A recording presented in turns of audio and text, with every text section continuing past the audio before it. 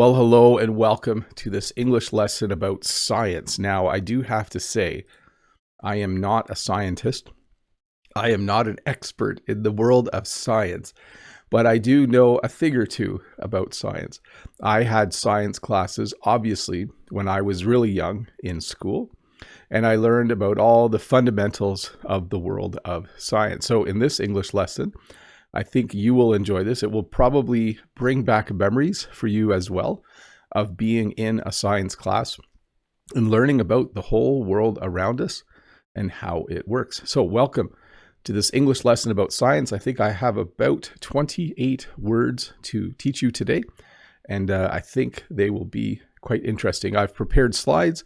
Every slide has a picture, the word, and then it has a definition. So I will show each slide, read the word, read the definition, and then talk about it for a bit. So once again, welcome to this English lesson about science. An experiment, a test that is done to learn something new or see what happens. So the basis of the scientific world is to try things, to try and learn things. I'm sure many years ago, someone decided to rub two pieces of wood together for a long period of time. That was their experiment. And then a fire started. It's not that instant, but something like that. So they decided to do an experiment. They decided to do a test to learn something new or to see what happens. So if you know anyone who works in the world of science, they are often doing experiments. They are testing things and doing things to see what will happen so that they can learn something. And then we have a verb as well, to experiment, to try something new, to see what happens or to learn. So again, you might be wondering, what's going on here? Why do you have two slides? Well, this is the verb. I can experiment. I can decide to experiment with wood by pushing hard and rubbing one piece of wood on another because I want to see if something new will happen. So I'm using the verb to experiment. I have decided to experiment and do that. Or you could say, I decided to do an experiment, which is the noun version. So just two different ways of talking about how to try something new to see what happens and to hopefully learn something. Hypothesis. So let me say that again, hypothesis, an idea or guess that can be tested in an experiment. So let me use the example of starting fire again.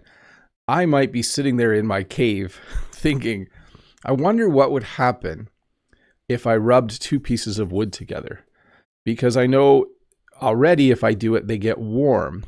But what if I kept doing it? I think if I kept doing it, something else would happen. Maybe I've seen fire when lightning hits a tree. Maybe if I do this long enough, fire will start. That would be my hypothesis. So it's an idea or a guess, and then it can be tested in an experiment. So then, of course, my experiment would be to try and recreate fire by rubbing two sticks together. By the way, have you ever tried to start a fire that way? It's not very easy. I have never successfully started a fire by rubbing two sticks together, but theoretically, it should work.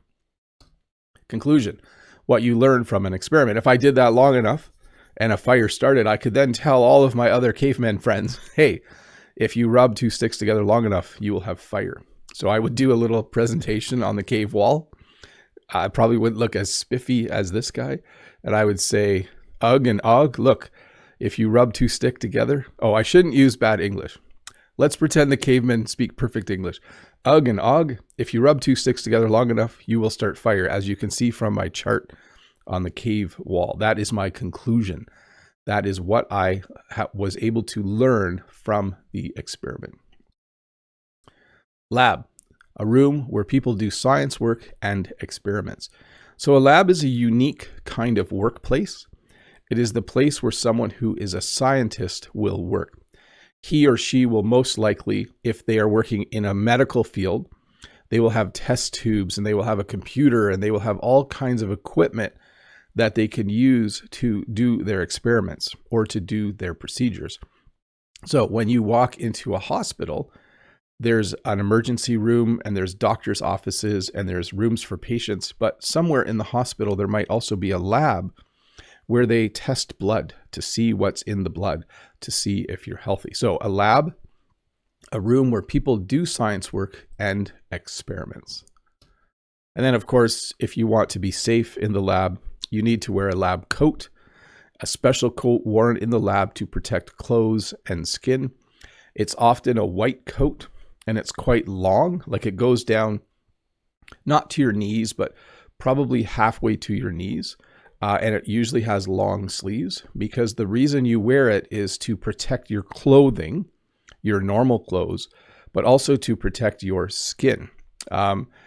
You want to make sure that whatever you're doing with your experiment doesn't splash on you or spill on you. And if it does, you want it to get on your lab coat, not onto your skin or onto your clothing. So a lab coat, a special coat worn in the lab to protect clothes and skin. Our science teachers wear lab coats when they teach science classes at school. Safety goggles, another important thing to wear. Special glasses worn to protect the eyes. So the difference between glasses and goggles is really the size. So safety glasses would look a lot like reading glasses, or the glasses that you wear because you need help with your vision. But goggles usually cover the area around the face as well. So you can have ski goggles, and you can have goggles that you wear when you play a sport, but these are safety goggles, special glasses worn to protect the eyes. And I do want to mention something. This is actually an AI image, and I'm a little bit astounded at how good AI images are getting. It's a little bit scary, actually, because usually I don't use AI images because I like real photographs, but this was the only one that I could find that highlighted the goggles, and I was kind of surprised it was made by AI. But anyways, back to the lesson. Safety goggles, special glasses worn to protect the eyes. Scientist, a person who studies science and does experiments. So a scientist is usually someone who's trying to learn new things, but a scientist might also be someone who does things that are routine. Here's a good example. A scientist might test blood samples to see if someone is healthy, but a scientist might also look at developing a new drug to heal a disease. So a scientist, a person who studies science and does experiments. This is the person who works in the field. You can see he even has, looks like he has latex gloves on as well to protect his hands. He has, I think I would call those safety glasses, not goggles, and he's wearing a lab coat. So once again, scientist, a man or woman who studies science and does experiments, of course, to learn new things. A science teacher, a person who teaches students about science. Now, here's what I will tell you about science teachers. There are not enough of them in Ontario, Canada. If you are a science teacher and you want to move to Canada, I guarantee you, if your English is stellar, if your English is amazing, and if you are certified, you will probably find a job as a science teacher. Because science teachers, they know enough to teach science, but they also know enough to work for a company. And they will probably make more money working for a company, more money than they would if they taught a high school science class. But a science teacher is a person who teaches students about science. I always really enjoyed my science classes as a student. They were super fun. And I'm just a very curious person, so it was fun to learn new things about the world around us. Biology, the study of living things like plants, animals, and people. I should have put a comment there after plants. The study of living things like plants, animals, and people. So biology is one field of science. There are many fields, but the simplest three, the ones that we teach at our schools, are biology, chemistry, and physics. Biology, if you take a biology class, it is the study of living things, plants, animals, people, anything that lives and breathes and grows on the earth, you will study in a biology class. You will learn about cells. You will learn about how things grow. You will learn about photosynthesis. Try to say that again. You will learn about the Krebs cycle and how we produce energy. Biology is a very cool class to take, and it's one of the three, what I would consider the basic fields of science. Chemistry is the study of substances and how they interact and or change. And I'm not sure if you've seen and/or in a sentence before. This is how we talk about when something might be included or might be separate. So it could be that the things interact and change, or they interact or change. Maybe they don't interact, but they still change. That would be odd. But anyways, chemistry, the study of substances and how they interact and or change. This is the classical image that people think of when they think of a scientist. They usually think of someone who is doing chemistry. They are mixing chemicals together, and there are chemical reactions, and they're trying to create something new, like the glue that goes on a Post-it note that was discovered. Physics, the study of energy, motion, and how things work. So physics to me was very fascinating. As a student, I really enjoyed biology. Chemistry, not so much. But physics I found very, very interesting. The study of, if a ball is moving in space, it will just keep moving. But if a ball is moving on Earth, there's friction and air resistance that will eventually slow the ball down. So physics is the study of how the world works mechanically at a visual level, but also at a level that we would say is subatomic, like where you can't see it. So physics, the study of energy, motion, and how things work. So once again, in high school in Canada, in grade 9 and 10, you study science. In grade 11 and 12, you choose to study biology, chemistry, and physics.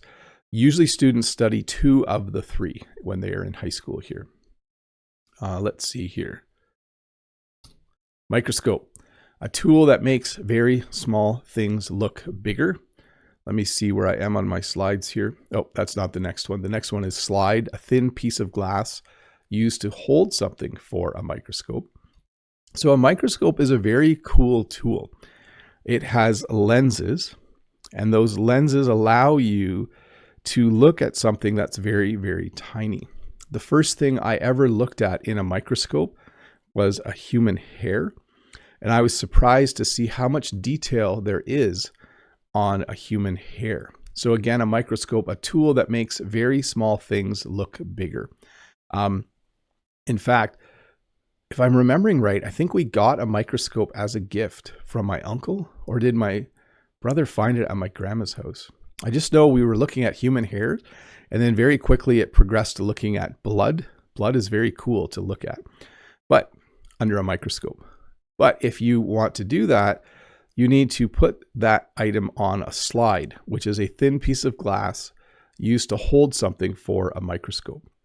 And often you will put something between 2 slides, and then you will put it under the microscope, and you will look at it with one eye, like a pirate.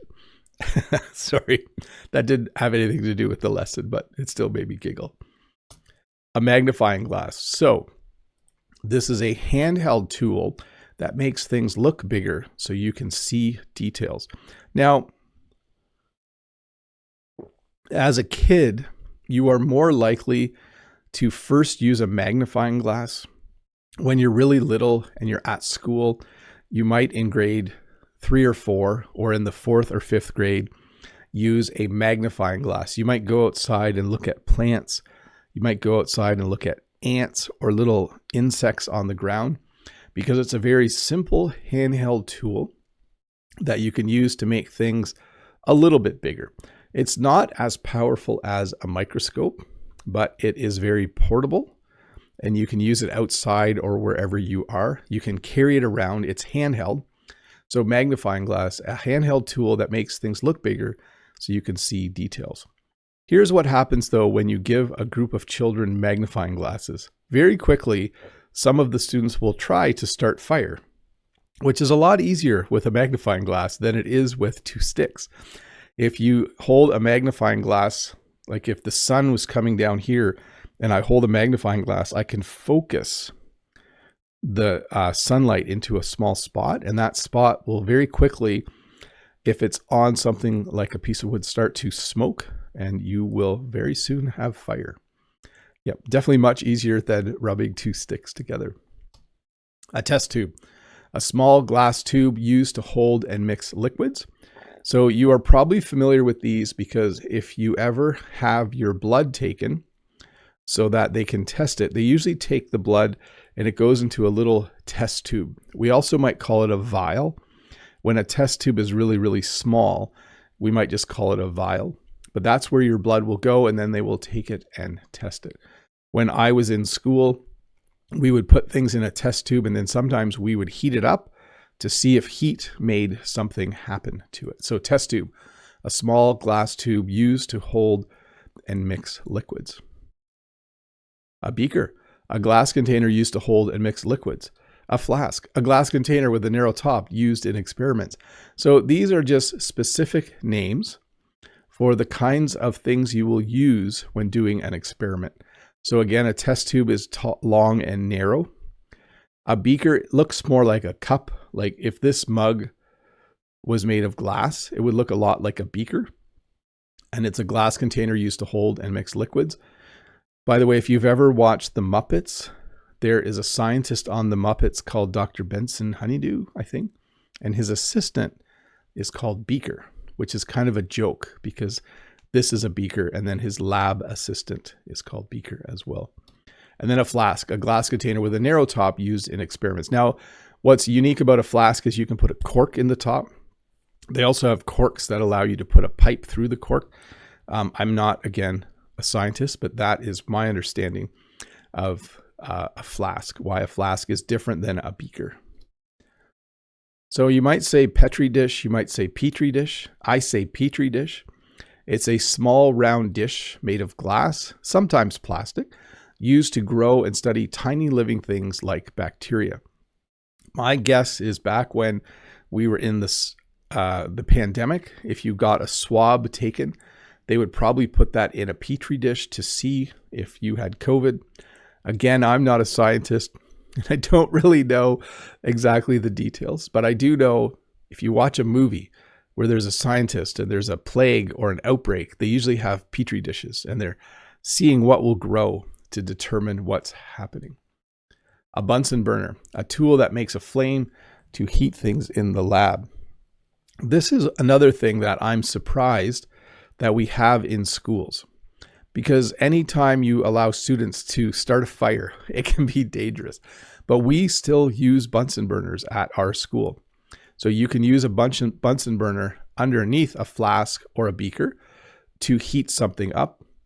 You can hold a test tube in the flame to heat up the contents of the test tube. And I was going to look up why it's called a Bunsen burner. I imagine it's named after the inventor, but I'm not sure. I will let that be your job after this lesson. I will let you look up what a Bunsen burner is. But again, a Bunsen burner, a tool that makes a flame to heat things in the lab. An eyedropper. Now, this isn't totally something that is used just for science. You can have one of these at home as well. An eyedropper is a small tool used to move drops of liquid. So if you squeeze the top and put it in liquid, and then release, it will suck the liquid up into the little bottom glass piece. And then when you squeeze it again, the liquid will come out. You might use an eyedropper to put drops in your eye. Maybe you have a special medicine for your eyes and you use an eyedropper to put that in your eyes, or you might use it to put drops in your ear. But if you are working in a lab, you probably have ones that have measurements on them like this. Thermometer, a tool used to measure temperature. Now, my memory in the science lab is that the thermometers are really, really long, and you can actually clamp them and put them into something.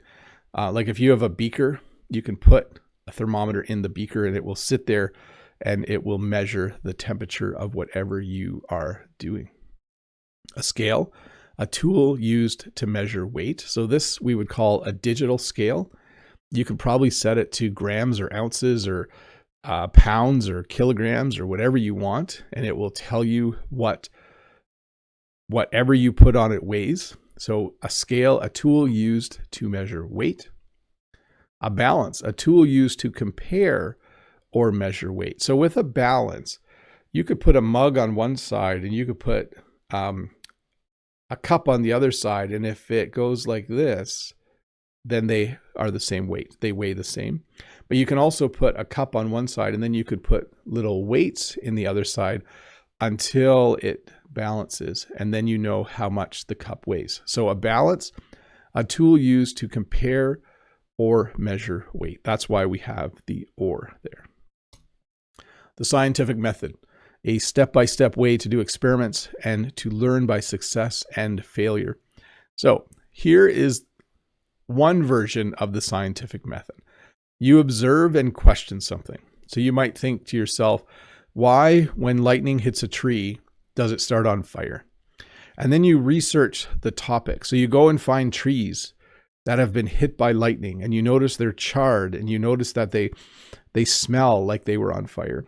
Then you come up with a hypothesis, which is, the research part would be you just saw a tree get hit and you know it's warm. And then you're like, if I rub wood together, it gets warm. I will test this with an experiment. So you do a bunch of experiments, you analyze the data, and you report your conclusions. There are many versions of this. Some have different titles, but the basis is the same. You do something, you experiment, you look at your conclusions, you observe the results, you come up with a new hypothesis, you try something again, and eventually you discover fire. That's what happens. Liquid, solid, gas. These are the three states of matter. So a liquid is, of course, a substance that flows like water. And a solid is a substance that keeps its shape like a rock or ice. And then a gas is a substance that spreads out and fills space like air. Often gas is invisible, which can make it dangerous. But when you look at the world, you will most likely see one of these three types of things. You will probably see liquid, like water or tea or soda, which really are just different forms of water, if you didn't know. You might see something that is solid, like a rock, or metal, or ice, a substance that keeps its shape like a rock. Or gas. You may or may not see a gas. When water is in its gas form, it is steam or vapor, and it's a substance that spreads out and fills space like air.